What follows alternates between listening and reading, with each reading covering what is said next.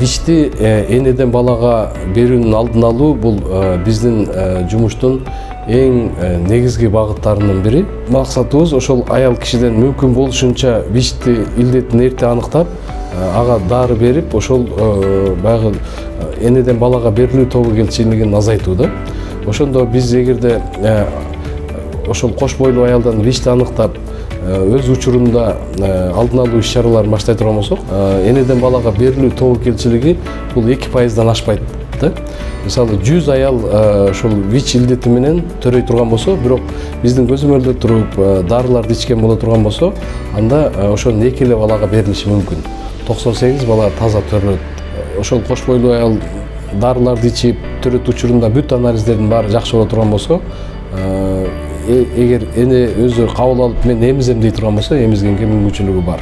Жалпы саны 1382 бала төрөлгөн болсо, бүгүнкү күнгө ошонун 835 бала толук ВИЧ илдети жуктурулбаган деп учеттон алынган. 335 бала булардын жаш курагы келе элек. Биз 18 ай болгондон кийин гана окончательно айтылат да. Ошол 335 бала 18 айга жете элек курактагы балдар. Анан 45 бала ВИЧ илдетин жуктуруп алган да. Бүгүнкү күндө дарылар ушул биздин пациенттерге толук бекер жүргүзүлөт. Азыркы күндө ошол аял киши бизде көзөмөлдө туруп дарыларды ичип жүрө турган болсо, мындайча айтканда башка вирус жок кош бойлуу аялдардан эч кандай айырмасы жок да. Өздөрү төрөгөнгө мүмкүнчүлүгү бар, эмизгенге мүмкүнчүлүгү бар, дени сак бала төрөгөнгө мүмкүнчүлүгү бар. Мындай бул адамдар баары билиш керек. Негизинен 3 эле жол менен жугат. Жыныстык жол менен, кан аркылуу энеден балага.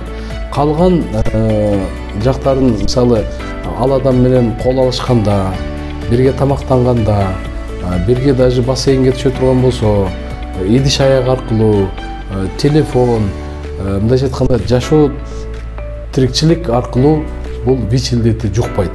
Эгерде ошол адамдардын баары ушул качан жукпайт экенин биле турган болсо, менин оюмча ошол стигма, дискриминация кыйла аз болмок да.